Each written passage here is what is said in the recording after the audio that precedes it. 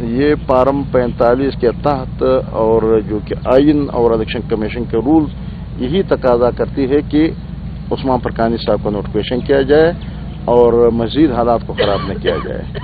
اور ہمارے جو مطالبہ ہے ان تمام خرابیوں سے جو ہم احتجاج اور تحریک چلا رہا ہے، تمام قوتوں کو، تمام اداروں کو، ملک کے جو جتنے بھی چلانے والی ادارے ان کو کہتے ہیں کہ غیر جمہوری اور غیر قانونی، غیر آئینی اور ناانصافی سے باز آ جاؤ اور غیر جمہوری عمل نہ کیا جائے اور قانون اور آئین کے مطابق اور آئین پہ عمل درآمد کیا جائے، آئین کے مطابق ہر کام کیا جائے، عوام بغاوت میں مجبور نہ کیا جائے۔ مولانا صاحب، یہ جو زیارت کی سیٹ پہ جو ناظرانہ ویریفیکیشن کیا 2% جو ہے وہ صحیح ووٹ نکلے، اس حوالے سے آپ کیا کہیں گے؟ کدھر زیارت القادری کے ساتھ باقی میرے خیال آپ کو میں کہتا ہوں اس بارے میں ہم یہی کہیں گے، پہلے ہم نے آپ کو یاد ہے کہ فروری کے بعد ہم نے احتجاج میں اس لیے شدت نہیں لایا اور ہم نے یہ کہہ دیا کیونکہ ہمیں یہ کہا جا رہا تھا جیسے کہ لوگ کہتے ہیں کہ لوگ کو کیوں تکلیف کرتے ہیں، عدالتوں کے دروازے کٹکائے، تو ہم نے جا کر کے عدالتوں کے دروازے کٹکا دیا اور کامران صاحب نے سارے کیسز چلا دیا، تو وہاں اس کے بارے میں بھی فیصلہ آ گیا کہ سارے 2% ووٹ انہوں نے ڈکلیئر کر دیا، باقی سب کو ختم کر دیا۔ اور اسی طرح جو خلات والا کیس تھا سعید لانگو کا، وہ تو عدالت نے ان کے خلاف فیصلہ دے دیا، اسی طرح اس کیس کے بارے میں عدالت نے ان کے خلاف فیصلہ دے دیا، باقی کیسز میں ہمارے جو چل رہی ہے تو انشاءاللہ ان کے خلاف بھی فیصلے آ جائیں گے۔ اب ہم نے وہ بھی پورا کر دیا کہ عدالتوں کے دروازے تم نے کٹکا دیا، اب عدالتوں کے بعد جب پھر بھی انہوں نے وہی رویے میں اور شدت لایا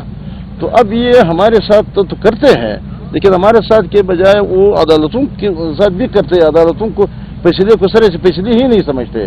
بلکہ عدالتوں پہ ان کے منہ پہ یہ تماچا دینا چاہتے ہیں کہ بھائی یہ تو تم لوگ جو اس طرح کرتے ہیں ہم تو اس طرح کرتے ہیں۔ لہذا یہ جنگ پورا نظام کے ساتھ ہے، عدالتی نظام کے ساتھ بھی ان کا جنگ ہے اور اس جمہوری نظام کے ساتھ بھی ان کا جنگ ہے، اور یہ جمہوریت کو بھی ختم کرنا چاہتے ہیں اور عدالتی نظام کو بھی تباہ کرنا چاہتے ہیں، ان کو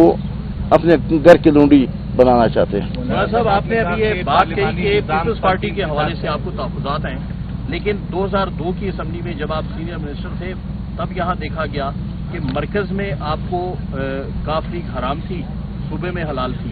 اس ٹائم بھی سچویشن آپ کی یہ آئی ہے کہ یہاں پیپلز پارٹی کے خلاف آپ بات کر رہے ہیں لیکن مرکز میں جو ہے وہاں پہ اس طرح کا کوئی ایجیٹیشن نظر نہیں آ رہا۔ اس حوالے سے میرے خیال آپ لوگ یہ باتیں نہ کیا جائے، کیونکہ جب ہم اس نظام میں رہتے ہیں، مخلوط اسمبلیاں ہیں، ہمیں اتنی نمائندگی مل جاتی ہے کہ اگر کسی کا حکومت ہو تو ہم بھی اس کے اپنی نمائندگی اس میں شامل کر کے خدمت کرنے کے لیے، اگر کل بھی ہمیں اتنے ووٹ نہ ملے کہ ہم اپنا حکومت بلکہ مل جاتے ہیں عوام کی طرف سے تو ہمیں مل جاتے ہیں، لیکن جب یہ لوگ ہمیں نہیں چھوڑتے آگے بڑھنے کے لیے، تو اگر عوام کی خدمت جب ہم اس حکومت میں تھے تو ہم نے عوام کی NFC تو اس وقت ہم نے حاصل کی ہے۔ بلوچستان کی NFC 1 ارب سے تو 600 ارب تک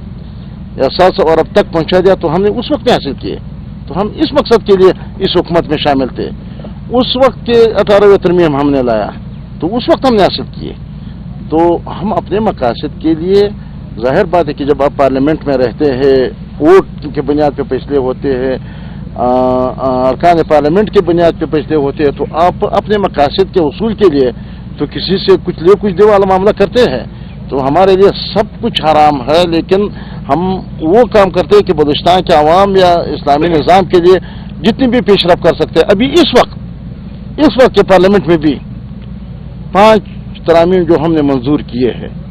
تو ہم نے اپنے اس 8 ووٹوں کے ذریعے جو قومی اسمبلی میں ہے، 5 ووٹ جو سینٹ میں ہے، ہم اتنی ہی خدمت اپنے دین کے لیے اور اپنے عوام کے لیے کر سکتے ہیں۔ لہذا یہ جمہوریت میں یہ نہیں ہوتا ہے کہ بس آپ ادھر بڑھ جائے، اگر آپ کے کوئی 5% اچائی ملتے ہو تو بھی آپ نہ کر لے کیونکہ وہ حلال ہے، وہ حرام ہے، حرام کا معیار یہ نہیں ہے۔ اپنے پیشت کی بنیاد پہ پھر بھی ہم نے بہت بڑی کامیابی 26ویں ترمیم میں بھی حاصل کی۔